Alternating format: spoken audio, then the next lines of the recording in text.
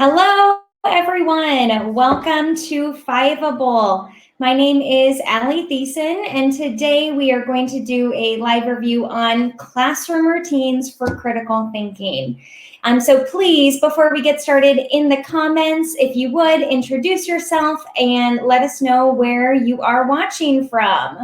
I'll introduce myself first. My name is Thesis. I grew up in Omaha, Nebraska, taught for 8 years in Bellevue, Nebraska, but I'm currently living in Ulm, Germany, where it is 11 p.m. at night past my bedtime. And wherever you're watching, maybe you just got done with your school day. So thank you for joining us. I'm so excited to be here and to go through this lesson with you guys today. I'm talking about going back to school. It's always a little bit hectic. You have 1,000 things that you need to do before the school year starts. Lots of paperwork and kind of getting your stuff organized. And on top of that, if you're teaching AP World History, we have all of these changes that are going on. So today it's kind of like a back to basics. How are you going to set up a classroom routine and a classroom culture that's going to be supportive to students in AP classes based on critical thinking. And so today our lesson is just going to focus on several practical takeaways for you guys. And at the end of the video, we'll also have a little bit of time for a swap shop. If you have any things to add or questions to ask, that's a great place to do it. But also throughout this whole lesson, if you have any ideas, please share them with us in comments as well. This is going to give tons of takeaways. A lot of them are focused for AP World History, obviously, but if you're teaching AP European History, AP American History, or really any other AP class, and these are also going to be great takeaways for you too. And so feel free to share in comments. And as teachers, we need to always be supporting each other and to have kind of a community of learners. And so that's what we're really building here at Fishbowl. And we want you to be a part of that community. So today our focus is classroom routines for critical thinking. And it is for teachers. So if you are a student, it's not going to be super valuable for you today, but feel free to stay and join us. The more the merrier. So what are we going to talk about in this stream today? We're going to talk about what classroom culture is, what critical thinking is, basically kind of going over those kind of catchphrase terms of setting up classroom cultures and how to think critically and what that looks like. And then the bulk of this is just going to be tons and tons of examples for your classroom. And like I said before, at the end, if you stay with us all the way to the end, we're going to have a little bit of a swap shop to share some other ideas. Because today we are going to be here for about an hour, and there is just a plethora of information that you can take with you. And I'm sure you guys as educators have lots of ideas as well. And we're just going to be able to share and get tons of ideas so that we can also build like our toolbox as teachers. So, kind of going over the basics to start, what is a classroom culture? When you're trying to set up a classroom culture, you're building into something that is continuous. It is something that has to be established pretty early on, but here's the thing, it's never too late to really reestablish a classroom culture. You want to make sure that your classroom is one in which students are welcomed. They can feel safe to learn new things and to maybe fail and grow from it and share ideas. You want a classroom culture that is one that is built on a community where students feel like they aren't going to be punished for not knowing the right answer all of the time, but one that they can learn and grow and develop. And a classroom culture, unfortunately, is not kind of one and done. You can't build your classroom culture in a day. It's something that has to be continuous, and it has to be built into your routines and the things that you do every single day. It's built into your interactions with your students. It's built into your relationships with your students, and it's built into the relationships between students in the classroom as well. And this is something, again, that doesn't happen overnight. It's something that needs to constantly be worked on in order to really be successful. So today, in talking about these classroom routines, we're building into that classroom culture. But a classroom culture is more than just routines. It's really everything, every day, establishing a welcoming place of learning. And so building into these routines and focusing on critical thinking is going to help you create a classroom culture. Now, a lot of you guys may have already started school. Some of us may not start school till after Labor Day. But even if you've started school already and you feel like, man, I'm 3 weeks in and I haven't built a classroom culture yet, that's okay, because like it's not going to happen in a day, you can always go back and rebuild and re-strengthen your classroom culture within your class. Now, setting up a classroom routine, there are some things that you have to keep in mind for you and for your classrooms. Like I said before, if you're just starting the school year, we have tons of things that are on our plate as teachers, lots of things that we have to kind of keep in mind and do. And we have to be able to use our time wisely as well. As teachers, we give everything to our students and we leave so drained. So when we're setting up classroom routines, there are some things that I want you to keep in mind. What are your goals for your class? You can kind of think as a starting point, what are my school's goals? What are my district's goals? What do my administrators think my classroom should be about? But then it's also you personally. What do you want for your class? What kind of goals do you want to set for your classes? And how do you want your students to go about reaching those goals? What do I feel like my students need the most? As the teacher in the classroom, you guys are the ones that know your students best. And so knowing your clientele and knowing your audience is going to also help you set up your classroom routines as well. Another important thing is this kind of reverse side of it. What do my students feel that they need the most?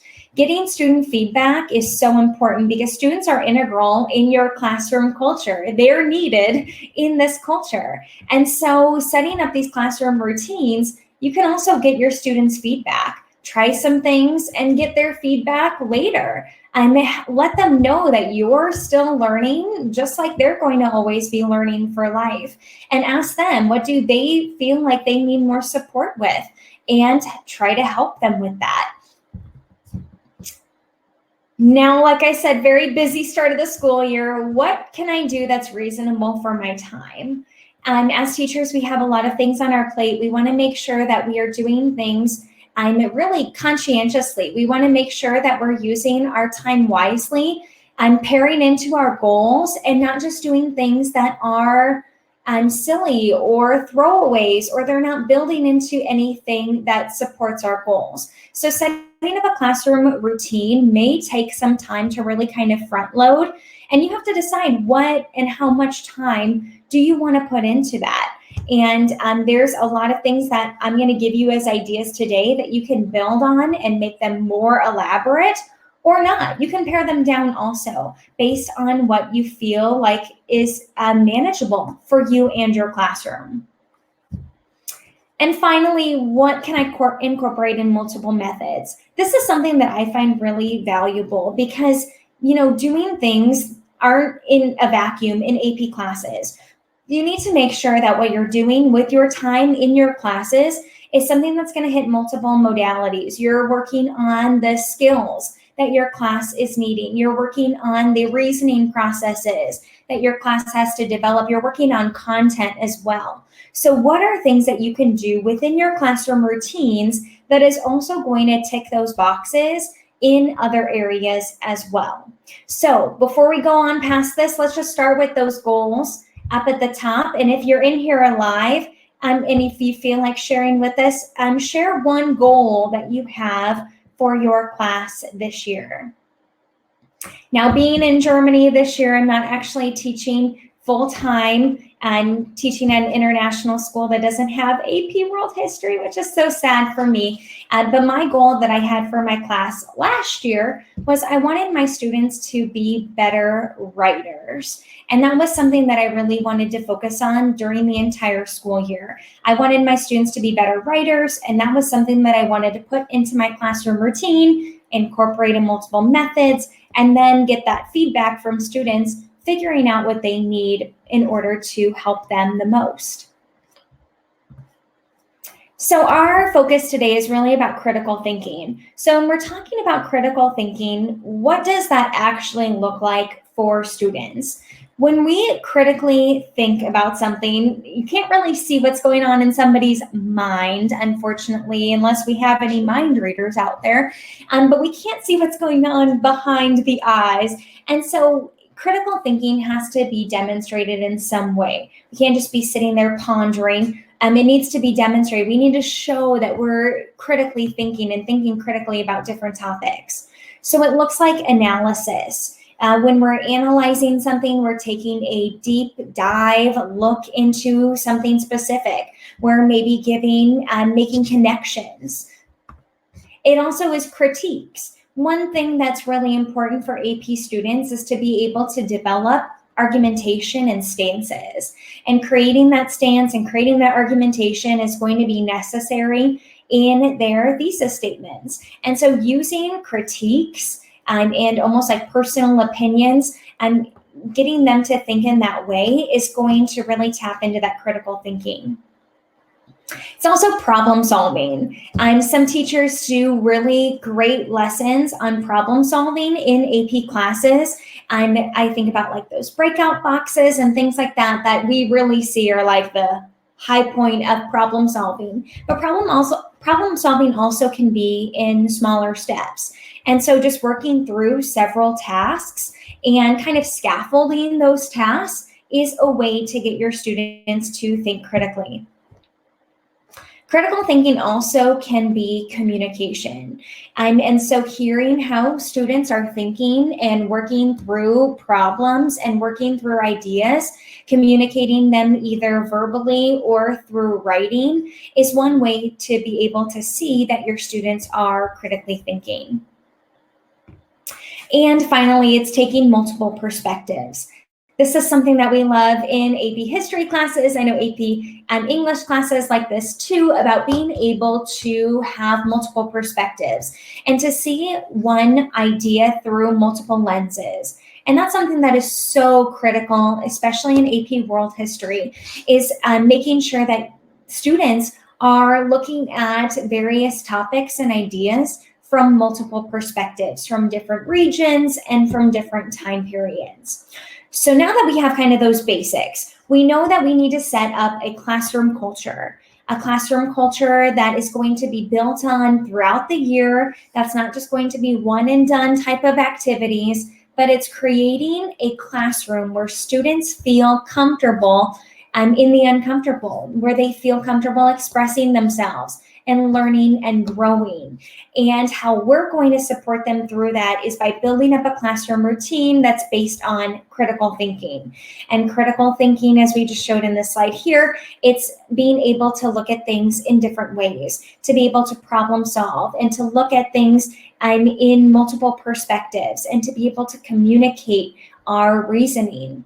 So now that we kind of have that baseline, let's get into the nitty gritty, the ideas, what you're all here for, the takeaways.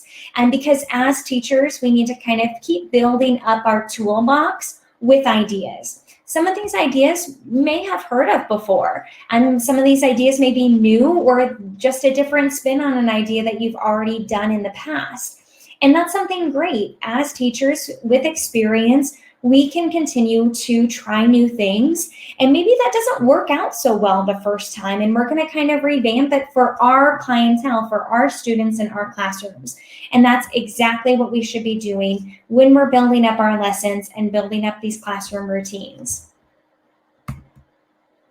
So, going to go over 4 main types of classroom routines that we're going to kind of build up and give you lots of ideas for. So if you've heard of these before, don't leave, because after we're going to go through each of these, and I have multiple examples, practical examples for each one of these. So stick around and make sure that we're also adding in some comments here. So the first one is bell ringers. And what is that? I hear you groaning from wherever you are in the world. Oh, bell ringers. You've heard that word before. Yes, bell ringers. They're done at the beginning of class. This I call bell work. You want to make sure that building up a classroom routine, you're thinking of it as bell to bell. And if you don't have bells, maybe you don't understand, but start to finish. Our classroom needs to be one where students are constantly working, and not just to keep them busy, but remember, we're working on those critical thinking skills. So starting with bell ringers, ending with exit tickets. Again, don't groan and leave, because we're going to give lots and lots of examples here. Exit tickets done at the end of class. Now, I kind of think of these as like bookends for your lesson. When you start your lesson, you want to make sure that your students know that they're going to come in and they're going to learn something today, and they're going to be able to start that day and that lesson, however long your classes are, with something that is going to challenge them and make them think in a different way. And then they need something to end that lesson as well. And that's why we use things like exit tickets. We want them to be able to make connections from what they learned and to something that they may be learning tomorrow, what they have learned in the past, and something that's going to kind of round out your lesson. If you have block scheduling, this is something that's, I think, is really important, having taught with block scheduling in the past, because creating like those blocks of time in your classroom, if you have block schedules, you can expand on your bell ringers and your exit tickets, make them last a little bit longer.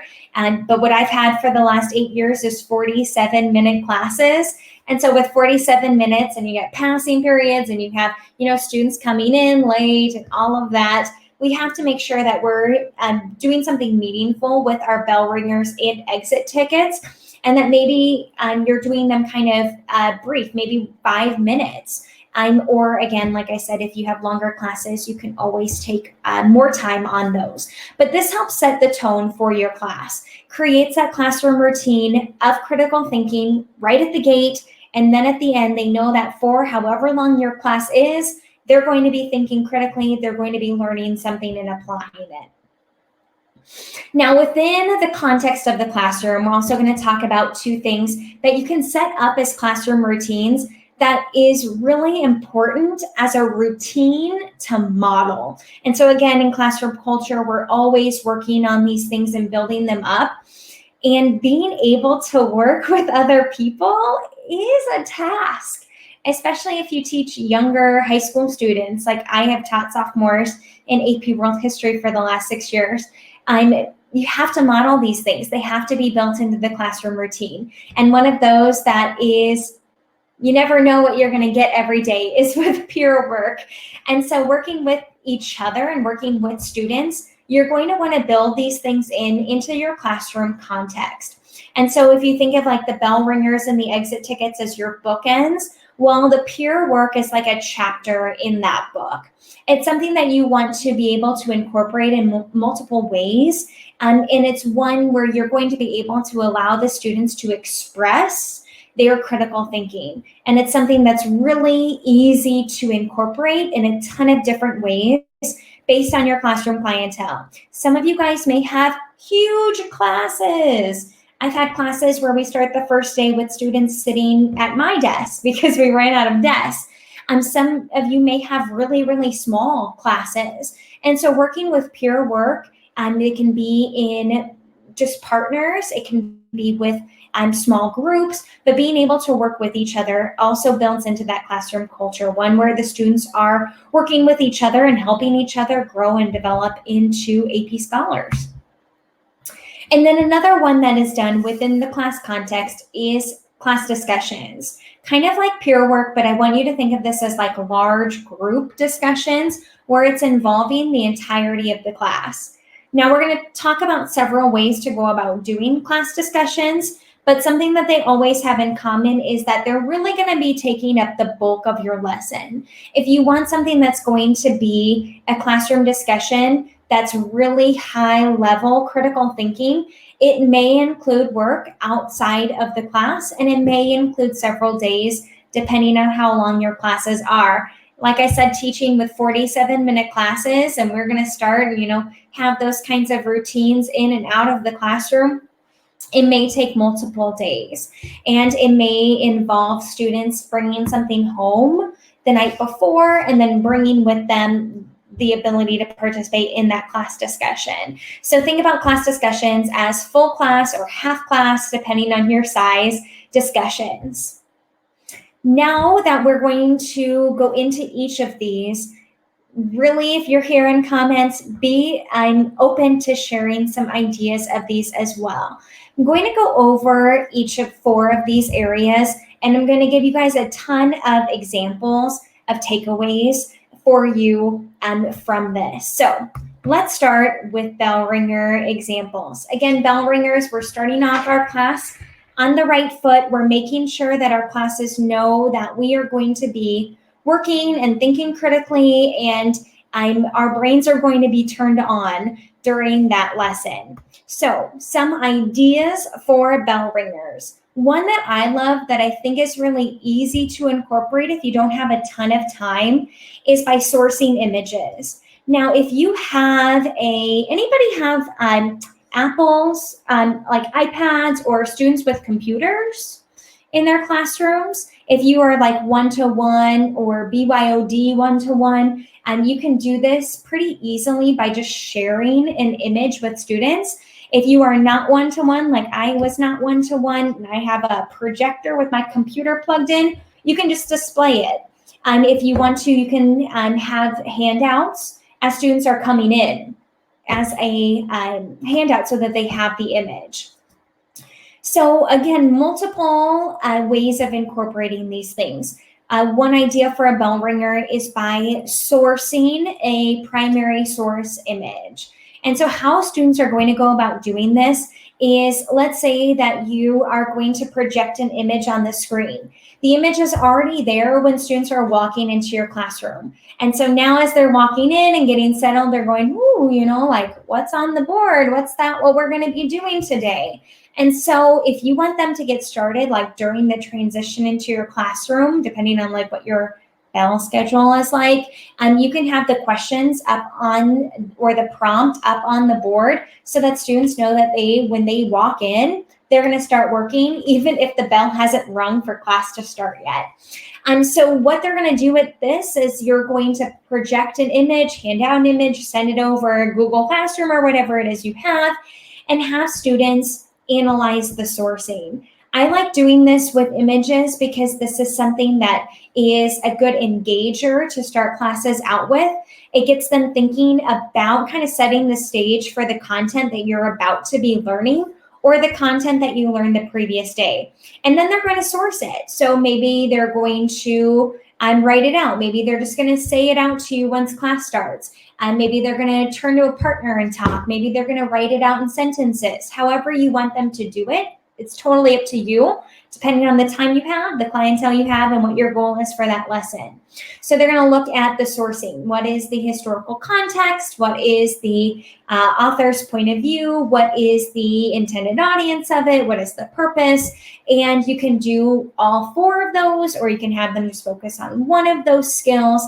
But again, this is something that can be done multiple ways throughout the entire school year, that if you're like, man, I don't have a good bell ringer to start with, you can always source an image from basically anything. Another idea is a short read. Again, if students have devices, you can just send out the short read to them, or I didn't have devices in mind, so I'd have the copies. It's something that you have to plan ahead of time if you have to make your own copies. And so having those copies, hand them out as students are coming in. They head to their seats with it. They know that they're going to be starting class, reading that, obviously, if you're handing it out to them, and then have them read it, maybe reading it with a partner out loud and discussing it. And so doing just a short read, it's going to start engaging them with the content. Maybe you can do a sourcing with it. They can just give their takeaways or summaries. But having a short read is something that can be done depending on the length of the document. You can do it within about 5 minutes. Another one that is also quick and easy to do is a quick write. And so with a quick write, you're going to focus on an open-ended question. I really like these for developing those skills of like critiquing or creating an argument or taking perspectives. You're going to have an open-ended question. If you have a chalkboard, you can write it up on the chalkboard in an area that students are going to look at when they come into the classroom, or you can just draw their attention to it once they're already in, and they're going to respond in writing with their opinion to that question. So I always like in history classes, like what if type questions, or considering like the significance of an event, like what do you think is the most important thing about this topic, and have them just quick write. This is a good way to build up those communication skills in writing that students need. They need to be able to write in specifics. And a quick write is a great way to do that, to engage their thinking into writing in a brief amount of time. Again, this can be pretty short, about 5 minutes or so, or even less. A couple more examples of bell ringers for you. These also, I forgot to mention, bell ringers and exit tickets can sometimes be used interchangeably. So you can do some of these bell ringers as exit tickets. And when we get to the exit tickets, it's vice versa as well. So other bell ringers, I like this next one, term guessing, when you're going to introduce a topic that students probably know nothing about. And so I like to write this up on the board, or maybe have it up on a slide that's projected, and make students guess what they think the definition is of that term.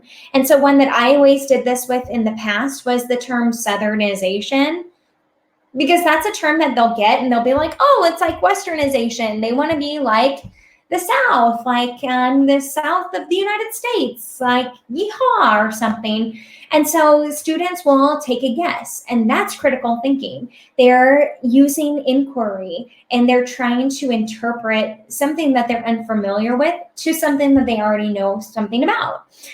Or isolationism. I like that one. I usually do that one in my regular on-level world history classes. Write it up on the board. Isolationism. Turn to a partner or write it down. What do you think that word means? And by engaging their thinking in this way, it's really important for when it comes to the AP test, because there may not be words, they may get words even in, a long essay question that they don't know what it is. They're going to have to infer and critically analyze even just what they think terms are. So it's a good skill to continue to build throughout the course. Another bell ringer example is by sourcing graphs and charts. And this is one that I know that my students have always struggled with, is interpreting graphs, charts, and maps. And this is different than the sourcing a primary source image. Using graphs and charts and maps takes kind of a different brain skill set, because you first have to understand what you're looking at.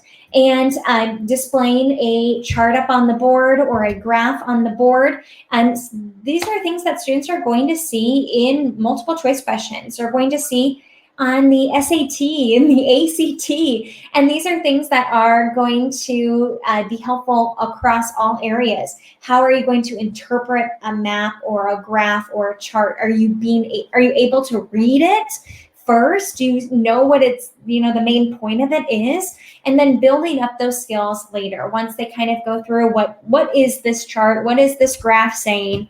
Now they can also analyze it. What do they think the purpose is of it? What is this trying to demonstrate? What's the historical context of this? And building those skills, again, is something that's going to be helpful in other areas of their life. And another one, this one can be a little bit longer. So if you have a little bit more time to work on a bell ringer, I like having students do a bell ringer that connects to the previous day's lesson.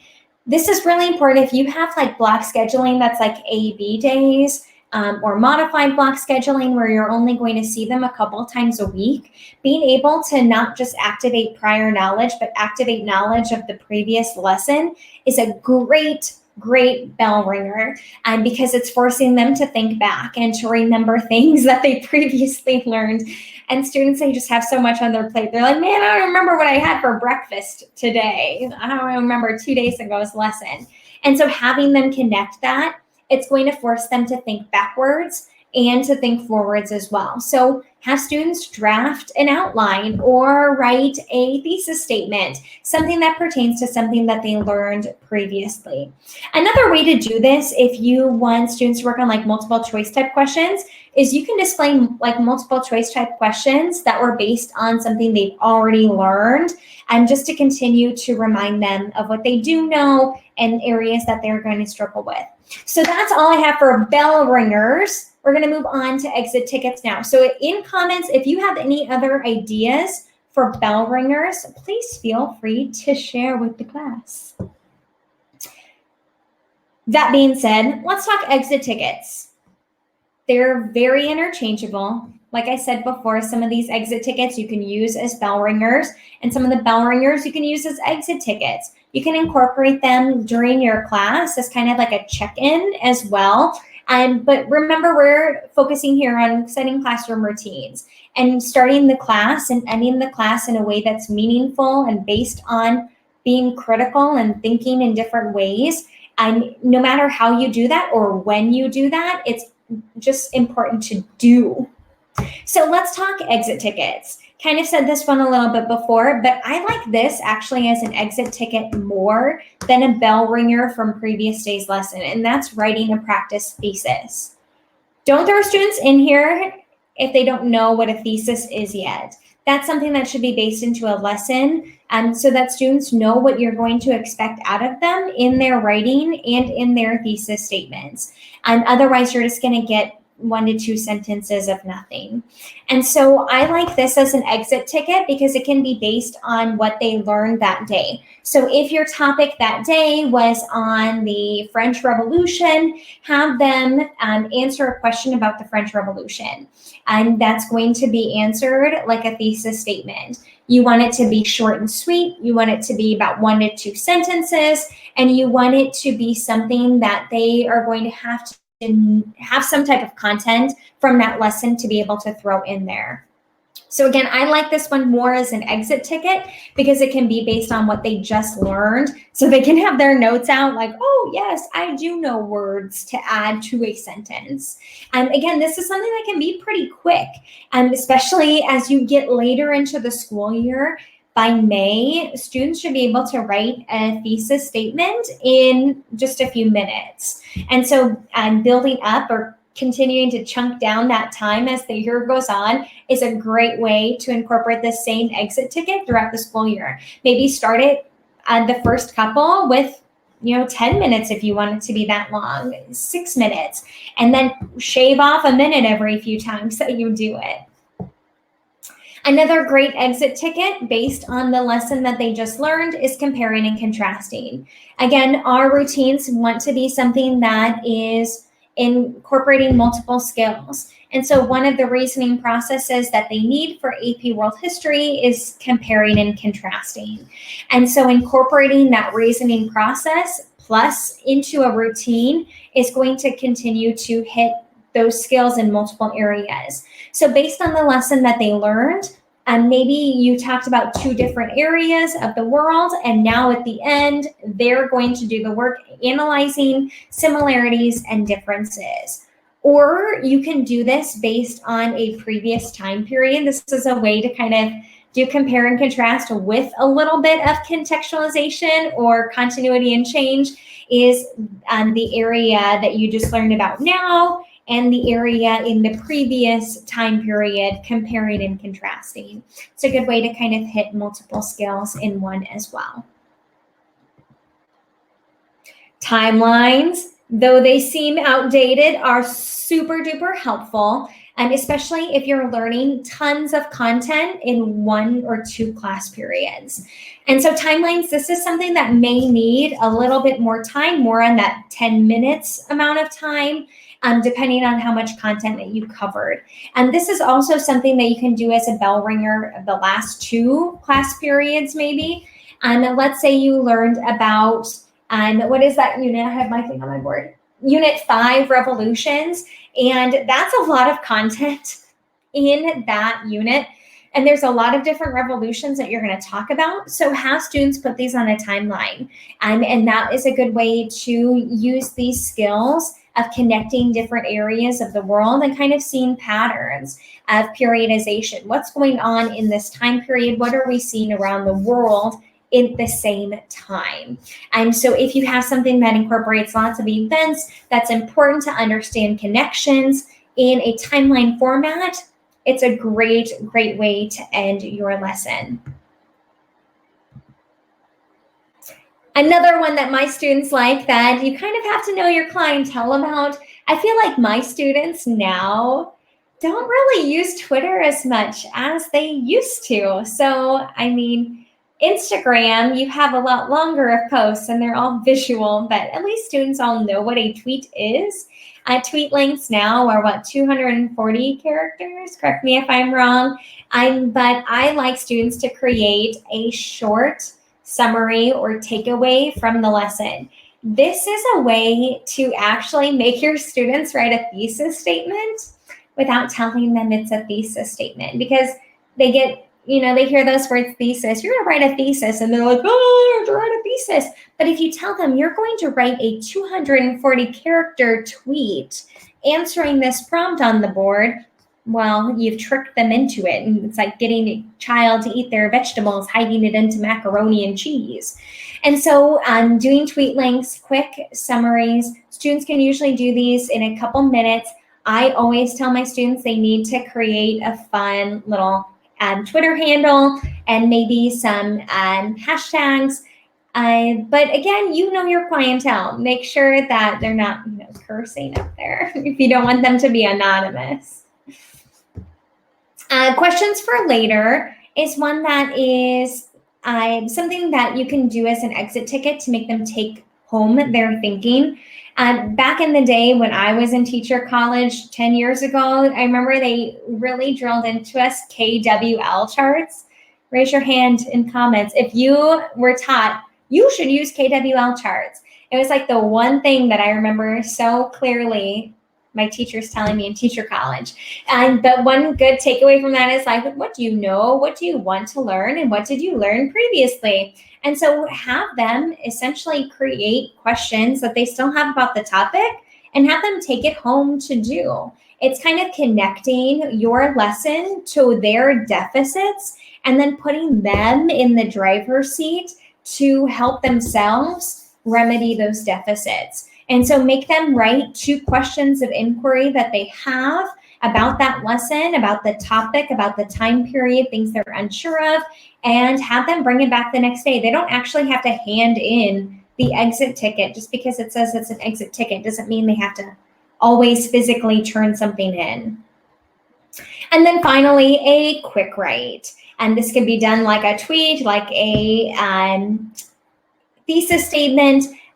But what I would do with a quick write here is like a quick annotation.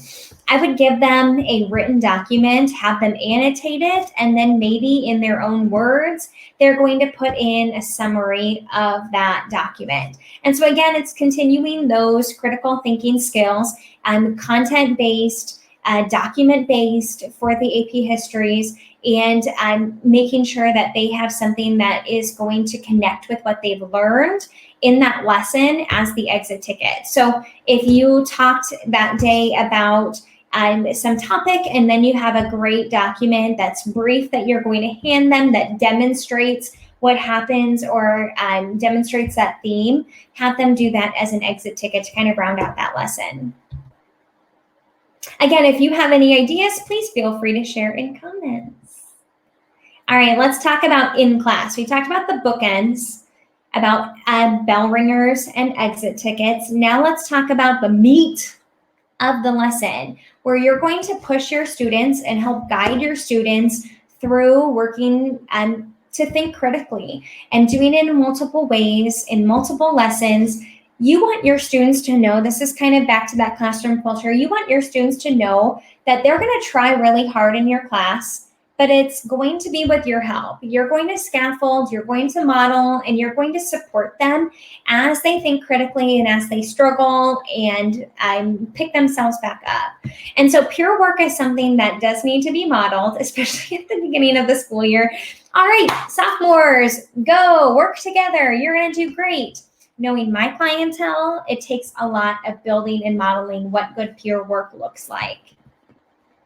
So how can you do peer work?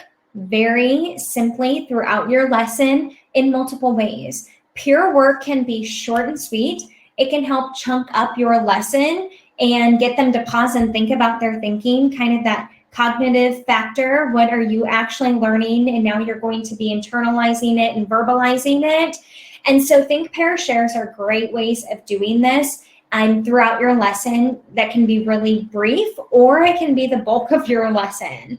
And so think, pair, share just means that you're going to be thinking critically independently. So you have to develop your own response, and then you turn to a partner and you're going to share your responses. Again, think, pair, share can be real quick. You can say, what do you think about this? They can kind of jot down or have a couple minutes to think about their idea.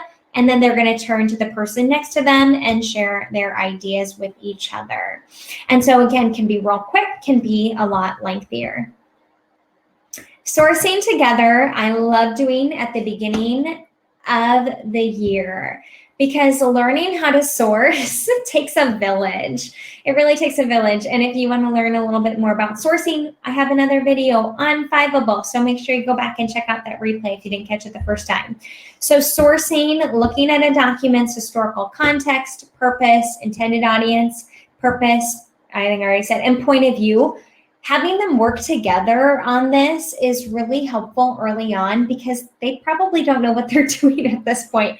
So working through something that's tough, like sourcing with a partner by verbalizing it and getting ideas off of each other. Well, what do you think it is? Oh, well, here's what I think when you think. Okay, I kind of get that, but I think it's more of this. That's just building both students up with their critical thinking skills. You're not kind of throwing them to the wolves. They're in it together. Another one is a partner essay.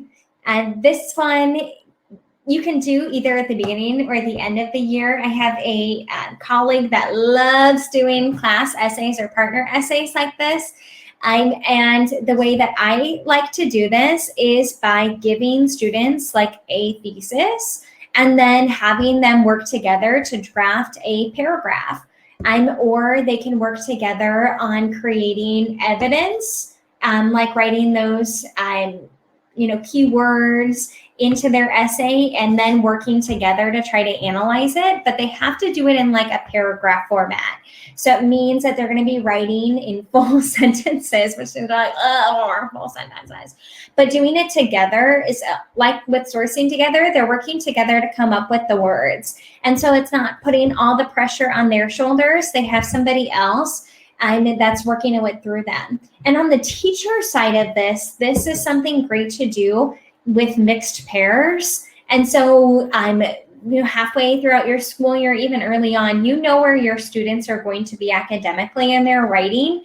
And so you can group students accordingly. You can have a student that is really, really strong with evidence and weak with analysis, but the student that's really strong with analysis and weak with evidence, which there are a lot that do that. And have them work together, have them build on each other's strengths. It's always great to do it with a partner.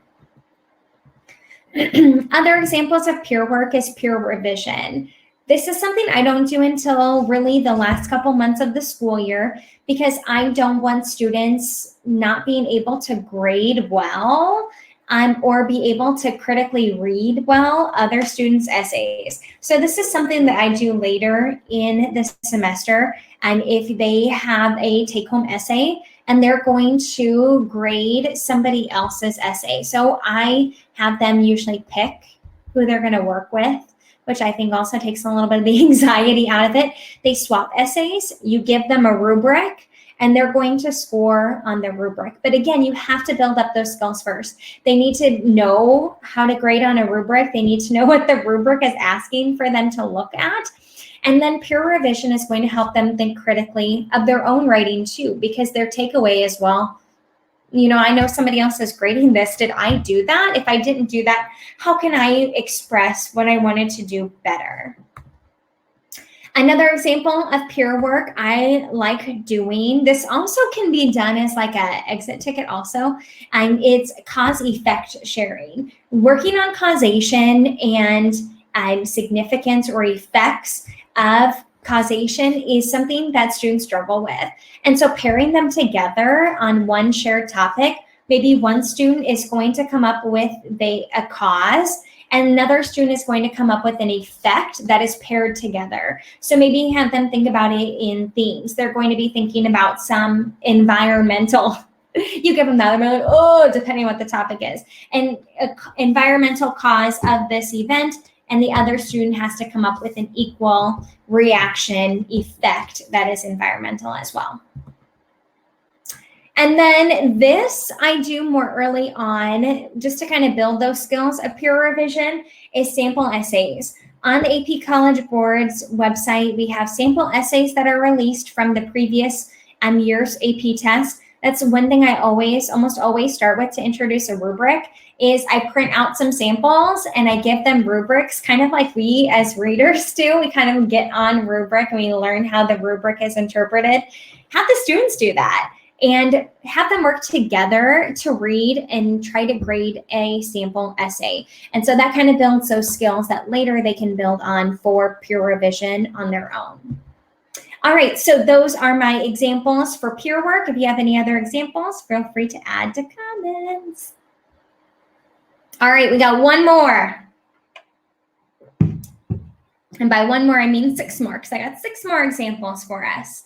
So this next one is class discussions. This has kind of been, I feel like, a hot topic for AP World History lately. I feel like teachers are really embracing student voice, which is amazing. We need more student voice in our classrooms.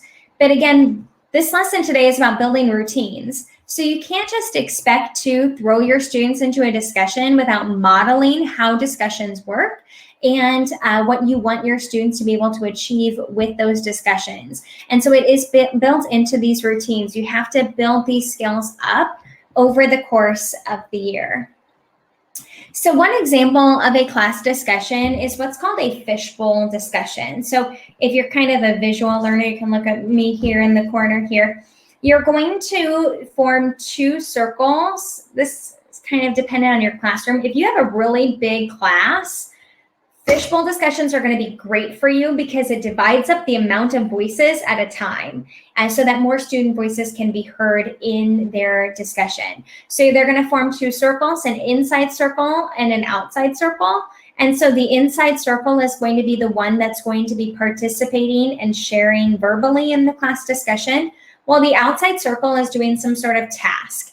And maybe they're evaluating the discussion. You can have students do like a discussion web of where they're drawing who talked at what time or who responded to whom, or they are asking questions, writing those down that they're going to ask the inside circle after their discussion ends. So you want all students to be able to focus and learn, but you want to have, especially in large classrooms, the ability to have all students be heard. And so doing a fishbowl will really help empower student voices.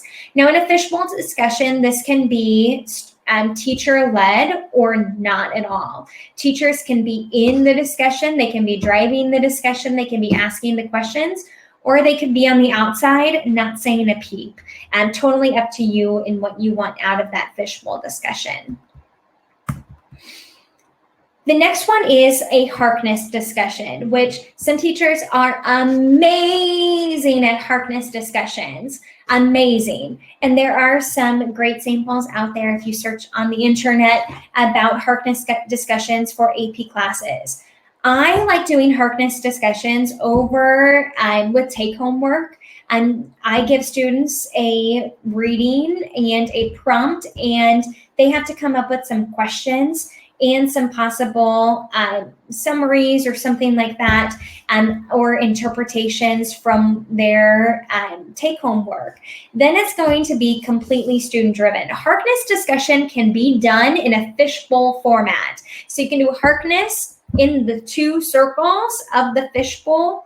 But the important thing about a Harkness discussion is that it is devoid of the teacher voice as much as possible. And again, it's something that needs to be modeled throughout the school year. So in a Harkness discussion, it's really students driving the questions and the answers. It really helps mold student voice, helps them communicate, helps them critically think about the questions that they're going to ask, and how they're going to respond to other students' questions. And so Harkness discussions are fabulous for critical thinking. Another one that is more teacher-based, Harkness, like I said before, is really not teacher-focused. One that is more teacher-focused is a Socratic seminar, in which students are going to be engaging in discussion and responding, and they can be and should be responding to each other, but the teacher helps drive this discussion.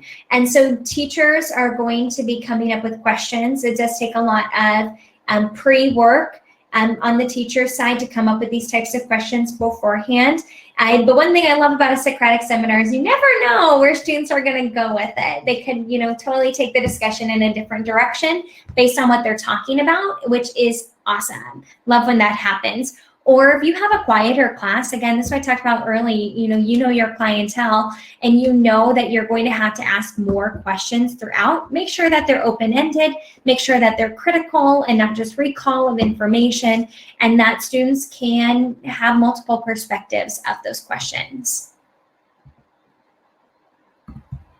Another class discussion is a debate, which students hate the idea of, unless you have students that will just love and eat up a debate. I like doing debates in a couple of different ways. If you want it to be very structured, I like doing debates that are like jury trials. And so one student is, doing one claim, another student has the opposing side, and then your students are going to act as a jury, and they're going to make a decision based on the evidence that they've heard. In a debate, it can also be a nonverbal debate, which I love doing. Where you pose a question on the board, or if you are willing to have them write on desks, if they have desktops that they can write on, and students are responding to each other, and they're taking sides, and they are asking questions, and they can do it completely and non-verbally. I love debates with open-ended questions with multiple perspectives. And it's something that students can really dive into, but it does take a lot of time to set up. So if you're game, go for it. If you want to do a really formal style debate, absolutely try it. Another one is shared inquiry. I think about this with smaller style groups, so maybe like 6 students in groups.